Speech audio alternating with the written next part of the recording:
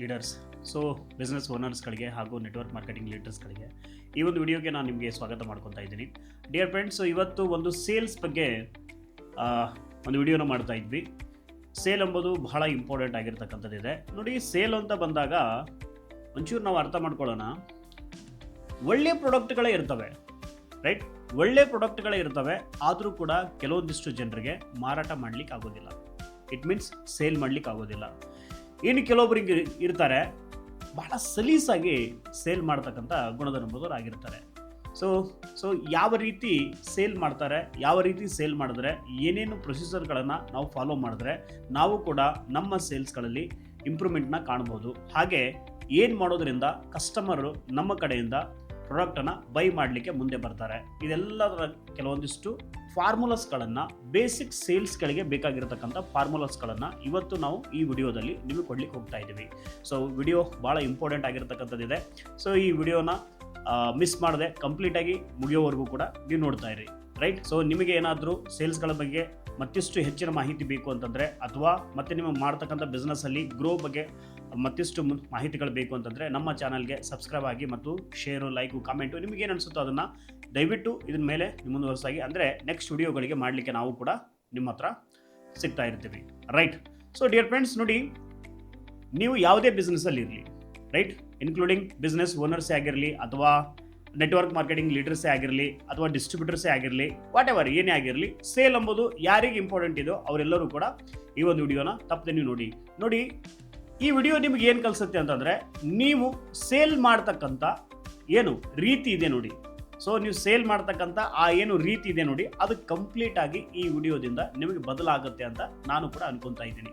So definitely, so right dear friends, ನೋಡಿ, sale ಅಂದರೆ ಜನರನ್ನು ಒತ್ತಾಯ ಮಾಡಿ ರೈಟ್? ಜನರಿಗೆ ಒತ್ತಾಯ ಮಾಡಿ ಖರೀದಿ ಮಾಡ್ತಕ್ಕಂಥ ಸಿಸ್ಟಮ್ನ ಕ್ರಿಯೇಟ್ ಮಾಡ್ತಕ್ಕಂಥದ್ದಲ್ಲ.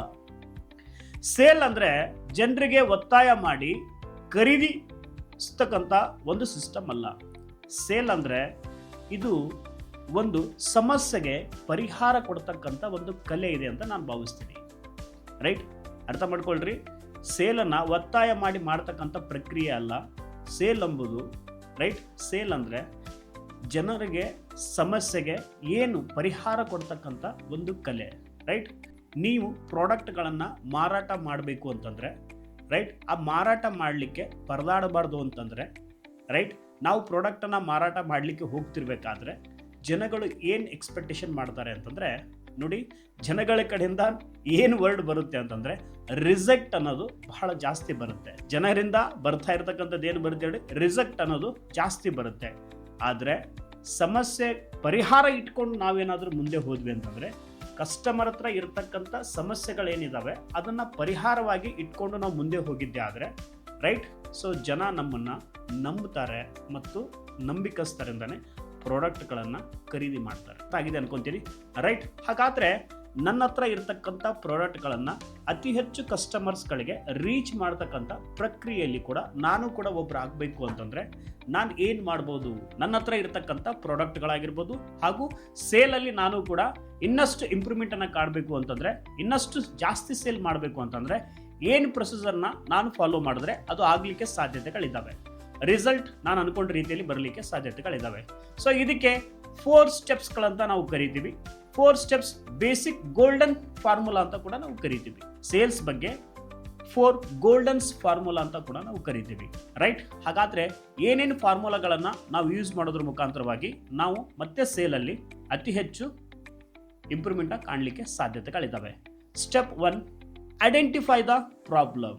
ನಾವು ಗ್ರಾಹಕರ ಹತ್ರ ಹೋಗಿದ್ದೀವಿ ಅಂತಂದರೆ ಗ್ರಾಹಕರಿಗೆ ಇರ್ತಕ್ಕಂಥ ಸಮಸ್ಯೆ ಏನು, ಅವ್ರು ಏನು ಬಯಸ್ತಿದ್ದಾರೆ, ಅವ್ರ ಆಸೆ ಏನು, ಅವ್ರ ಬಯಕೆ ಏನು, ಅವ್ರಿಗೆ ಏನು ನೀಡಿದೆ, ಏನು ಪ್ರಾಬ್ಲಮ್ ಇದೆ, ಇದನ್ನು ಮೊದಲು ನಾವು ಫೈಂಡ್ ಔಟ್ ಮಾಡಬೇಕಾಗತ್ತೆ. ಯಾಕೆ ಅಂತಂದರೆ ಅವರ ಸಮಸ್ಯೆ, ಅವರ ಅವಶ್ಯಕತೆ ಇದು ಬಹಳ ಇಂಪಾರ್ಟೆಂಟ್ ಇದೆ. ಸೊ ಇದನ್ನೆಲ್ಲವನ್ನು ಕೂಡ ಮೊದಲನೇದು ನಾವು ಮಾಡಬೇಕು ಅಂತಂದರೆ, ನಮ್ಮ ಸೇಲ್ ಇನ್ಕ್ರೀಸ್ ಆಗಬೇಕು ಅಂತಂದರೆ ನಮಗೆ ಗೊತ್ತಿರಬೇಕು ಫಸ್ಟ್ ಸ್ಟೆಪ್ಪಲ್ಲಿ ಅವ್ರ ಪ್ರಾಬ್ಲಮ್ಸ್ ಏನಿದೆ ಅದನ್ನು ನಾವು ಐಡೆಂಟಿಫೈ ಮಾಡಬೇಕಾಗುತ್ತೆ. ಅವ್ರ ನೀಡ್ ಏನಿದೆ ಅದನ್ನು ನಾವು ಐಡೆಂಟಿಫೈ ಮಾಡಬೇಕಾಗುತ್ತೆ. ಅವರ ಅವಶ್ಯಕತೆ ಏನಿದೆ ಮೊದಲು ನಾವು ಅದನ್ನು ಐಡೆಂಟಿಫೈ ಮಾಡಬೇಕಾಗುತ್ತೆ.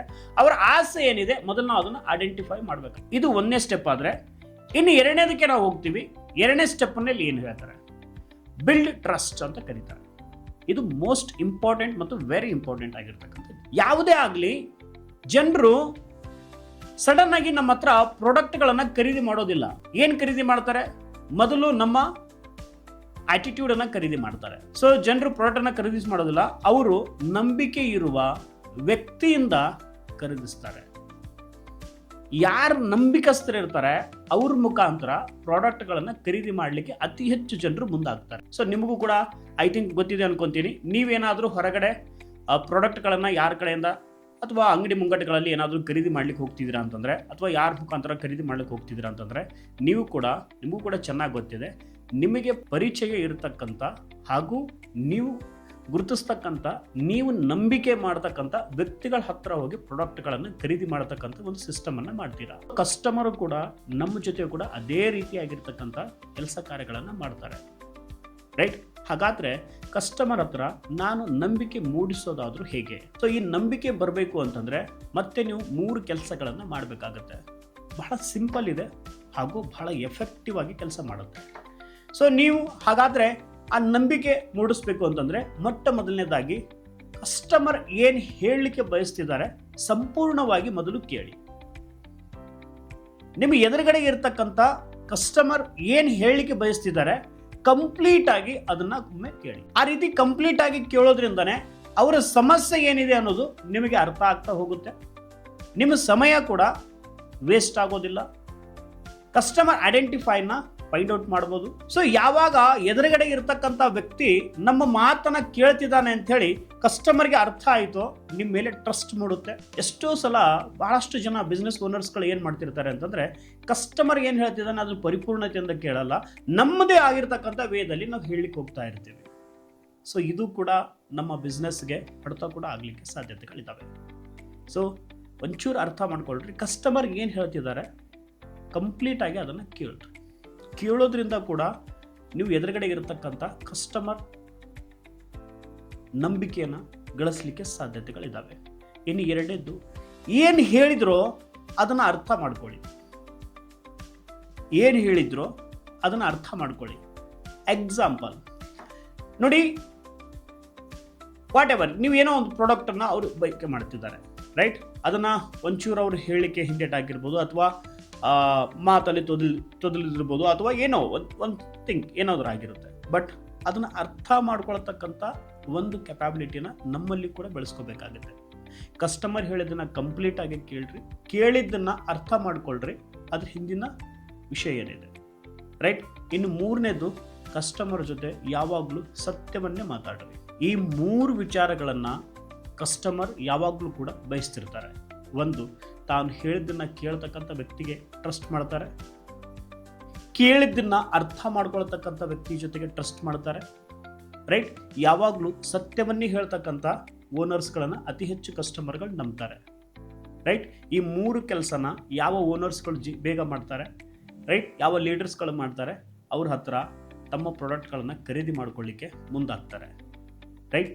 So build trust, right? ಇನ್ನು ಮೂರನೇದು ಪಾಯಿಂಟ್ ಬರುತ್ತೆ, ಸ್ಟೆಪ್ ಬರುತ್ತೆ. ಏನು ಅಂತಂದ್ರೆ ಸೊಲ್ಯೂಷನ್. ಅವ್ರ ಮಾತನ್ನ ಕೇಳಿದೀರಾ?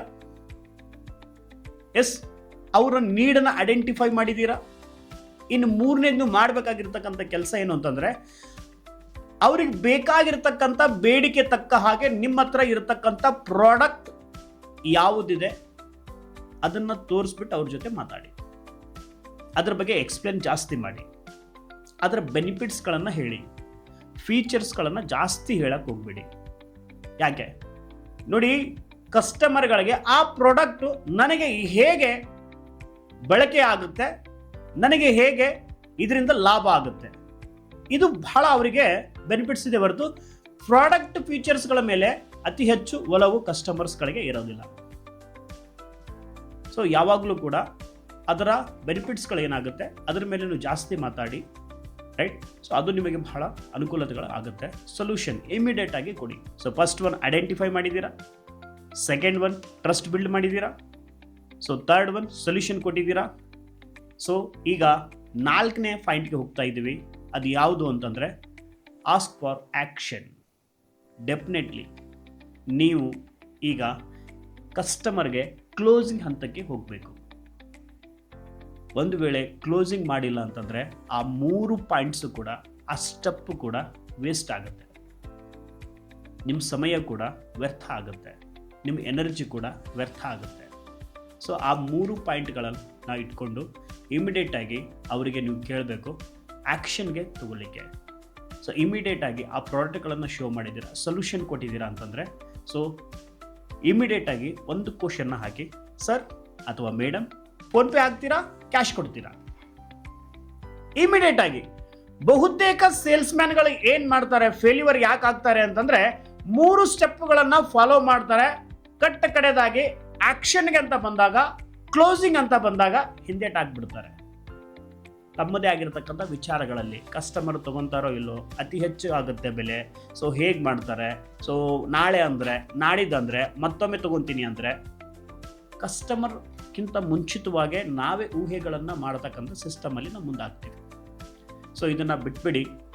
ನೀವು ಗ್ರಾಹಕರಿಗೆ ಮುಂದಿನ ಸ್ಟೆಪ್ ಏನು ಮಾಡಬೇಕು ಅನ್ನೋದನ್ನು ಸ್ಪಷ್ಟವಾಗಿ ಹೇಳಲೇಬೇಕು. ಇಮಿಡಿಯೇಟಾಗಿ ನೀವು ಹೇಳಲೇಬೇಕು. 4ನೇ ಸ್ಟೆಪ್ ಕ್ಲೋಸಿಂಗ್ ಮಾಡಲೇಬೇಕು. ಇಲ್ಲ ಅಂತಂದರೆ ನಿಮ್ಮ ಸೇಲ್ಸ್ ಫೇಲ್ಯೂರ್ ಆಗುತ್ತೆ. ಈ 4 ಸ್ಟೆಪ್ಗಳನ್ನು ಕರೆಕ್ಟಾಗಿ ಯೂಸ್ ಮಾಡಲೇಬೇಕು. ಏನು ಹೇಳಿ? ಐಡೆಂಟಿಫೈ ಮಾಡಿ, ಟ್ರಸ್ಟ್ ಬಿಲ್ಡ್ ಮಾಡಿ, ಸೊಲ್ಯೂಷನ್ ಕೊಡಿ, ಕ್ಲೋಸಿಂಗ್ ಮಾಡಿ. ಐಡೆಂಟಿಫೈ ಮಾಡಿ, ಟ್ರಸ್ಟ್ ಬಿಲ್ಡ್ ಮಾಡಿ, ಸೊಲ್ಯೂಷನ್ ಕೊಡಿ, ಕ್ಲೋಸಿಂಗ್ ಮಾಡಿ. ಈ 4 ಬೇಸಿಕ್ ಸ್ಟೆಪ್ಗಳನ್ನು ನೀವು ಸೇಲ್ಸಲ್ಲಿ ಯುಟಿಲೈಸ್ ಮಾಡ್ಕೊಂಡಿದ್ದೀರಾ ಅಂತಂದರೆ ನಿಮ್ಮ ಸೇಲ್ಸ್ ಬಹಳ ಅದ್ಭುತವಾಗಿ ರೀಚ್ ಆಗಲಿಕ್ಕೆ ಸಾಧ್ಯತೆಗಳಿದ್ದಾವೆ. ಈಗ ಆಲ್ರೆಡಿ ನೀವು ಸೇಲಲ್ಲಿ ಇದ್ದೀರಾ ಅಂತಂದರೆ ನಿಮ್ಮ ಸೇಲ್ಸನ್ನು ಈ 4 ಸ್ಟೆಪ್ಗಳನ್ನು ಯೂಸ್ ಮಾಡಿ, ಹಾಗೆ ಆ ಸೇಲ್ಸಲ್ಲಿ ದ್ವಿಗುಣ ರೀತಿಯಲ್ಲಿ ಮತ್ತೆ ಇಂಪ್ರೂವ್ಮೆಂಟನ್ನು ಕಾಣಿ. ಸೊ ನಾನು ಯಾವಾಗಲೂ ಕೂಡ ಹೇಳ್ತಿರ್ತೀನಿ, ಕಸ್ಟಮರ್ ಹಿಂದಗಡೆ ನೀವು ಓಡಬೇಡಿ. ನಿಮ್ಮ ವ್ಯಾಲ್ಯೂನ ಜಾಸ್ತಿ ಮಾಡ್ಕೊಳ್ಳಿ, ಕಸ್ಟಮರೇ ನಿಮ್ಮ ಹಿಂದಗಡೆ ಬರ್ತಾರೆ. ಹಾಗಾದರೆ ಆ ವ್ಯಾಲ್ಯೂನ ಜಾಸ್ತಿ ಮಾಡ್ಕೊಳ್ಳೋದು ಹೇಗೆ ಅಂತಂದರೆ ಇದಕ್ಕೆ ಬೇಕಾಗಿರ್ತಕ್ಕಂಥ ಪಿನ್ ಟು ಪಿನ್ ಸ್ಕಿಲ್ಗಳನ್ನು ನೀವು ಕಲಿತಾ ಹೋಗಿ. ಮತ್ತು ಏನು ಪ್ರಾಬ್ಲಮ್ಸ್ಗಳನ್ನು ನೀವು ಫೇಸ್ ಮಾಡ್ತಾ ಇದ್ದೀರಾ, ಈ ವಿಡಿಯೋ ನೋಡಿದಾದ್ಮೇಲೆ ಈ ವಿಡಿಯೋ ಕೆಳಗಡೆ ನೀವು ಕಾಮೆಂಟ್ ರೂಪದಲ್ಲಿ ಮಾಡಿ, ನೆಕ್ಸ್ಟ್ ವಿಡಿಯೋ ಯಾವುದು ಬೇಕು ಅಂತ, ಯಾವ ರಿಲೇಟೆಡ್ ಆಗಿರಬೇಕು ಅಂತ. ರೈಟ್? ಸೊ ನೀವು ಬಿಸ್ನೆಸ್ ಓನರ್ಸೇ ಆಗಿರಲಿ, ನೆಟ್ವರ್ಕ್ ಮಾರ್ಕೆಟಿಂಗ್ ಲೀಡರ್ಸೇ ಆಗಿರಲಿ, ವಾಟ್ ಎವರ್ ಬಿಸ್ನೆಸ್ಗೆ ತಕ್ಕ ಹಾಗೆ ನಿಮ್ಮ ಹತ್ರ ಏನೇ ಪ್ರಾಬ್ಲಮ್ಸ್ಗಳಿದ್ರೂ ಕೂಡ ಸೊ ಕಾಮೆಂಟ್ ಸೆಕ್ಷನಲ್ಲಿ ಕಾಮೆಂಟ್ ಮಾಡಿರಿ. ನೆಕ್ಸ್ಟ್ ವಿಡಿಯೋ ಯಾವುದ್ರ ಮೇಲೆ ಬೇಕು ಅಂತ ನೀವು ಕೇಳ್ತಾ ಇರಿ. ನಿಮ್ಮ ಒಂದು ಕಾಮೆಂಟ್ಗೋಸ್ಕರ ನಾವು ಕೂಡ ವೇಟಿಂಗಲ್ಲಿ ಇರ್ತೀವಿ. ಸೊ ಆ ವಿಡಿಯೋನ ನಾವು ಕೂಡ ಮಾಡಿ ಕಳಿಸ್ತೀವಿ. ಒಂದನೇದು, ಬಿಸ್ನೆಸ್ಸಲ್ಲಿ ಹೈ ಗ್ರೋತ್ ಆಗಬೇಕು ಅನ್ನೋ ಒಂದು ಮೈಂಡ್ಸೆಟ್ ಇಟ್ಕೊಂಡೆ ಬಿಸ್ನೆಸ್ ಮಾಡಿ. ರೈಟ್? ಸೊ ಈ ವಿಡಿಯೋ ನಿಮಗೇನಾದರೂ ಉಪಯೋಗ ಆಗುತ್ತೆ ಅಂತಂದರೆ ಲೈಕು, ಶೇರು, ಸಬ್ಸ್ಕ್ರೈಬ್ ಅನ್ನೋದನ್ನ ಮರದೇ ಮಾಡಿ. ಸೊ ಹಾಗೆ ನಿಮ್ಮ ಫ್ರೆಂಡ್ಸು ಅಥವಾ ನಿಮ್ಮ ಲೀಡರ್ಸ್ಗಳು ಯಾರಾದರೂ ಬಿಸ್ನೆಸ್ಸಲ್ಲಿ ಸೇಲ್ಸಲ್ಲಿ ಎಡ್ತಾ ಆಗ್ತಾ ಇದ್ರು ಅಂತಂದರೆ ಅವರಿಗೂ ಕೂಡ ಈ ವಿಡಿಯೋನ ರೀಚ್ ಮಾಡಿ, ಶೇರ್ ಮಾಡಿ. ಒಳ್ಳೆಯದಾಗಲಿ. ಸಿಗೋಣ ಮತ್ತೆ ನೆಕ್ಸ್ಟ್ ವಿಡಿಯೋದಲ್ಲಿ. Thank you.